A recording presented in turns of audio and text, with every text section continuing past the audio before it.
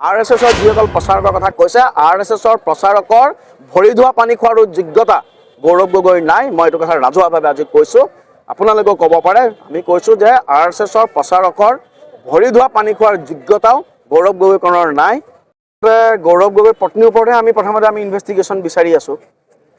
গৌৰৱ গগৈ যেতিয়া কথা কয়, গৌৰৱ গগৈ নামত কিন্তু শ্বাহবাজ শ্বৰীফ, আসিম মুনিৰ, বিলৱাল ভুট্টো তেওঁলোকে RSS আৰু ভাৰতক যেনেকৈ গালি পাৰে, গৌৰৱ গগৈ এতিয়া সেইটোৱে ট্ৰেডিশ্যন লৈছে। পাৰ্থক্য এটাই, গৌৰৱ গগৈ আজিৰ দিনত ভাৰতক গালি পাৰা নাই। গতিকে অসমৰ ৰাজনীতিৰ আটাইতকৈ নিকৃষ্টতম যদি ৰাজনীতিবিদজন হৈছে গৌৰৱ গগৈ। তেখেতে এতিয়া চাওক, প্ৰত্যেকটো কথাত তেখেতে বিজেপি আৰু RSSৰ ভোট দেখিছে, প্ৰথম কথা। গতিকে বহিৰাজ্যৰ সংঘ হৈছে ভাৰতৰ আত্মা। মই গৌৰৱ গগৈ ডাঙৰীয়াক অনুৰোধ জনাম, জৱাহৰলাল নেহৰুৰ দিনত RSSক 1963 চনত কেনেদৰে দিল্লীৰ ৰাজপথত ৰিপাব্লিক ডে পেৰেডত অংশগ্ৰহণ কৰিবৰ কাৰণে নিমন্ত্ৰণ কৰিছিল, তেখেতৰ প্ৰয়াত পিতৃ তৰুণ গগৈ ডাঙৰীয়াই কি কৈছিল সেইখিনি প্ৰথম কথা তেখেতে চাওক।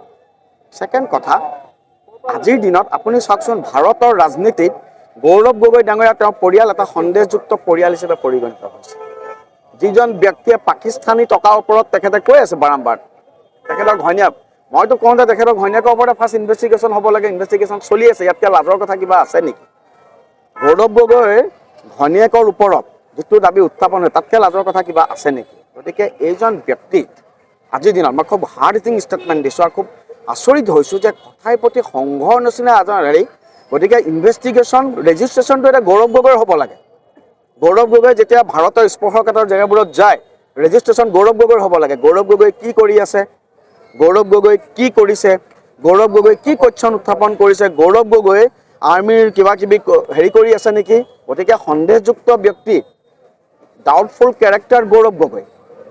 গতিকে তেওঁ সেইটো কথা ক'লে আৰু মই এইটোত আচৰিতো হ'ব লগা নাই, কাৰণ বিলৱাল ভুট্টোৱে যি কথা কয়, পাকিস্তানৰ প্ৰধানমন্ত্ৰীয়ে যেনেকৈ RSSৰ কথা কয়, বা পাকিস্তানৰ যে সেনাধ্যক্ষজন আসিম মুনিৰ যেনেদৰে RSSৰ কথা কয়, গৌৰৱ গগৈয়ে সেইটো চুটলিপিতে কথা কয়। গতিকে এইটো গৌৰৱ গগৈয়ে কথা কোৱা নহয়, পাকিস্তানৰ চুটলিপি নিশ্চয়। মই একদম স্পষ্টভাৱে কৈছোঁ, সন্দেহযুক্তভাৱে যোৱা কেইদিনমান আমাৰ মাননীয় সভাপতি মহোদয়ে কৈছে, এইটো হয়তো কোনোবা বহিৰাষ্ট্ৰৰ চুটলিপিটো তেখেতে পালন কৰিছে, নহ'লেতো উপায় নাই। কাৰণ আমি এতিয়া বিভিন্ন কথা শুনি আছোঁ। গতিকে এইজন ব্যক্তিয়ে যেনেদৰে কংগ্ৰেছ দলটোক মই কৈছোঁ, ইতিমধ্যে ধ্বংস হোৱা কংগ্ৰেছ, ইতিমধ্যে কলুষিত কংগ্ৰেছ, প্ৰদূষিত, আপুনি চাওকচোন আজিৰ দিনত এতিয়া মানে এইখিনি কথা ক'লে তেওঁলোকৰ বহুত মানুহ তেওঁলোকে লিখি ৰাখে ফল্ছ নেৰেটিভ দি পেলাই, একদম মিডিয়াত মানে ঢেৰ কিবা কিবি লিখিব। যিজন ব্যক্তি আপুনি চাওক, ইয়াৰ পৰা বহুত যোৱা আমাৰ বহুত স্বনামধন্য অসমৰ ব্যক্তি সৰুতে গৈ পেলাই ইংলেণ্ড আমেৰিকাত বাস কৰিছে। কি সুন্দৰ অসমীয়া কথা কয়, কি সুন্দৰভাৱে অসমীয়াটো কয়। গৌৰৱ গগৈ ডাঙৰীয়া অসমীয়া আপোনালোকে চাওক। মই এইখিনি কথা আজি এটা কাৰণে কৈছোঁ, সহ্যৰ এটা সীমা আছে।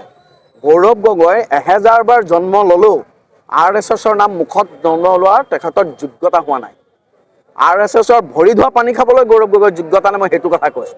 RSSৰ যিসকল প্ৰচাৰকৰ কথা কৈছে, RSSৰ প্ৰচাৰকৰ ভৰি ধোৱা পানী খোৱাৰ যোগ্যতা গৌৰৱ গগৈৰ নাই। মই এইটো কথা ৰাজহুৱাভাৱে আজি কৈছোঁ, আপোনালোকেও ক'ব পাৰে। আমি কৈছোঁ যে RSSৰ প্ৰচাৰকৰ ভৰি ধোৱা পানী খোৱাৰ যোগ্যতাও গৌৰৱ গগৈকৰণৰ নাই। বাকীটো গৌৰৱ গগৈ দূৰৰে কথা। এই অপদাৰ্থ কংগ্ৰেছৰ, কলুষিত দেশদ্ৰোহী কংগ্ৰেছক আজিৰ দিনত যথাৰ্থতে এজন দেশদ্ৰোহী সন্দেহজনক ব্যক্তিয়ে নেতৃত্ব দিছে। এই কংগ্ৰেছ আৰু ধ্বংস হ'বলৈ বেছি দিন নাই।